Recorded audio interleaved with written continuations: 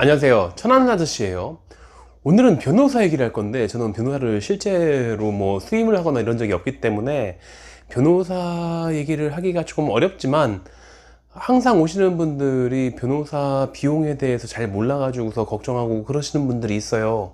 아니, 반대로 걱정이 아니라 별로 안 비쌀 줄 알고 갔다가 깜짝 놀래가지고 그냥 돌아오시는 분들도 있고, 그래서 대략적인 금액은 좀 알아두시는 게 좋지 않을까.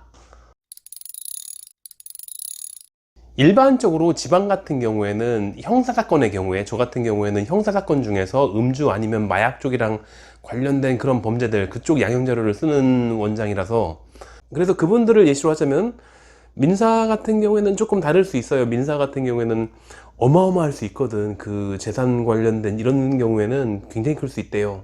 근데 제가 아는 경우는 되게 형사니까 형사는 그렇게 비싸지는 않다고 하는데, 그래도 그렇게 싼 건 아니에요. 첫 번째로 330을 받았다면은 그거는 그냥 거저라는 기분으로 해주시는 거예요. 형사 사건이 아무리 싸다고는 하지만, 아무리 싸도 330은 그냥 내 지인이라든지 아니면은 내가 형사 사건 이거를 별로 해본 적이 없어 가지고서 그냥 연습 차원에서 그렇게 심하게 위험한 사람은 아닌 것 같다 싶으니까, 그래서 한번 연습 삼아서 하는 경우도 있는 것 같고, 또는 친척, 뭐 자기 조카의 친구라던가 이런 식으로 내가 그냥 봉사한다는 느낌으로 할 때 그때가 330 정도가 되는 거예요. 그리고 보통은 그냥 지방 좀 작은 도시에서는 550 정도가 일반적인 거고, 지방 광역시들 되게 충청도 같은 경우에는 뭐 대전일 테고, 좀 뭐 부산, 인천, 울산, 광주 이쪽이겠죠. 물론 좀 각자 광역시라고 할지라도 격차가 있긴 하지만, 일반적으로 광역시에서는 한 800 언저리, 880, 770 이 정도인 것 같아요. 그리고 전에 얘기했듯이 그 수원 쪽, 광교 이쪽은 1320 거의, 이거는 마치 짠 게 아닐까 싶을 정도의 금액.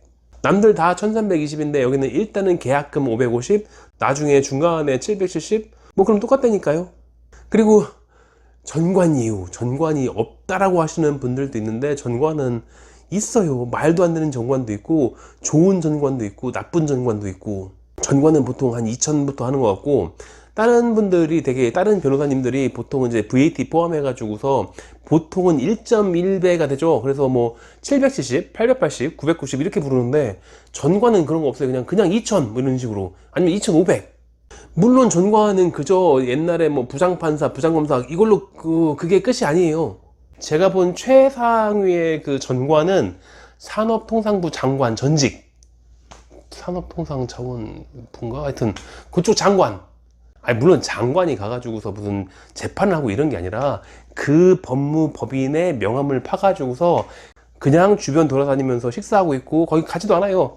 그 법무법인 건물에는 들어가지도 않고 그 주변에서 왔다 갔다 하면서 식사하고 다니는 거. 그래서 장차관이 되면은 평생 먹고 살 것들은 그냥 기본으로 되는 거예요.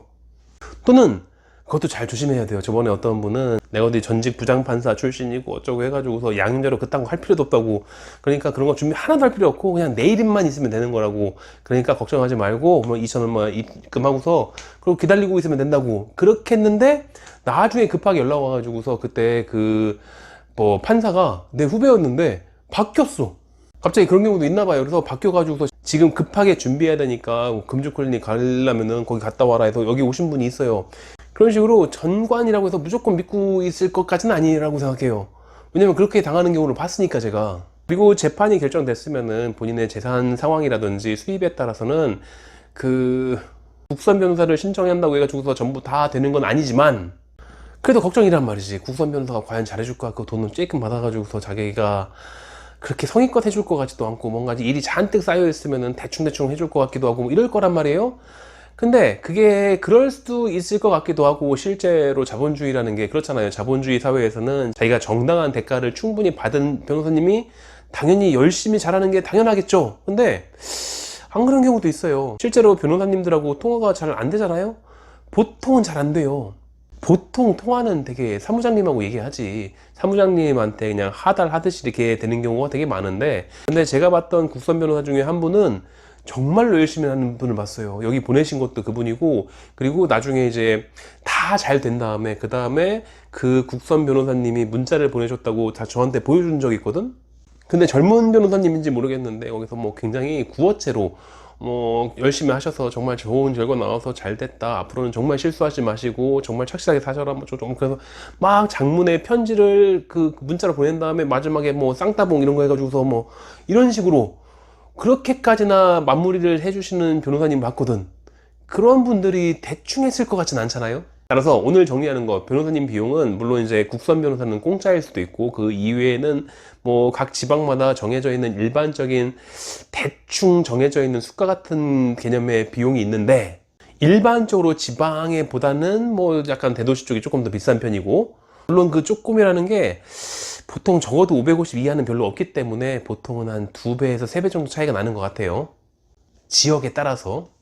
하지만 돈을 비싸게 받는 곳이라고 해서 무조건 다 잘하는 것 같지는 않아요.